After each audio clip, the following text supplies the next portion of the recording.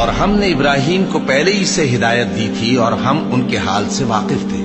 جب انہوں نے اپنے باپ اور اپنی برادری والوں سے کہا کہ یہ کیسی مورتی ہیں جن کی پرستش پر تم لوگ جمے ہوئے ہو، وہ کہنے لگے کہ ہم نے اپنے باپ دادا کو ان کی پرستش کرتے دیکھا ہے۔ ابراہیم نے کہا کہ تم بھی گمراہ ہو اور تمہارے باپ دادا بھی کھلی گمراہی میں پڑے رہے۔ وہ بولے، کیا تم ہمارے پاس واقعی حق لائے ہو یا ہم سے کھیل کی باتیں کرتے ہو؟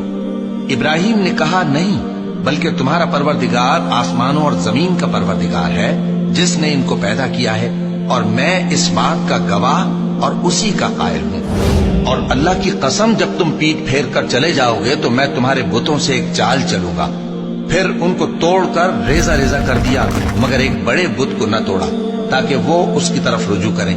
کہنے لگے کہ ہمارے معبودوں کے ساتھ یہ معاملہ کس نے کیا؟ وہ تو کوئی ظالم ہے۔ لوگوں نے کہا کہ ہم نے ایک جوان کو ان کا ذکر کرتے ہوئے سنا ہے، اسے ابراہیم کہتے ہیں۔ وہ بولے کہ اسے لوگوں کے سامنے لاؤ تاکہ وہ گواہ رہیں۔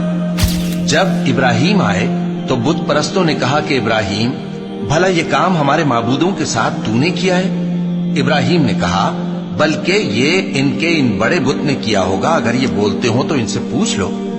انہوں نے اپنے دل میں غور کیا تو آپس میں کہنے لگے، بے شک تم ہی بے انصاف ہو۔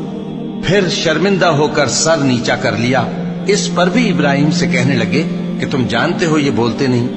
ابراہیم نے کہا، پھر تم اللہ کو چھوڑ کر کیوں ایسی چیزوں کو پوجتے ہو جو نہ تمہیں کچھ فائدہ دے سکیں اور نہ نقصان پہنچا سکیں؟ تف ہے تم پر اور جن کو تم اللہ کے سوا پوجتے ہو ان پر، کیا تم عقل نہیں رکھتے؟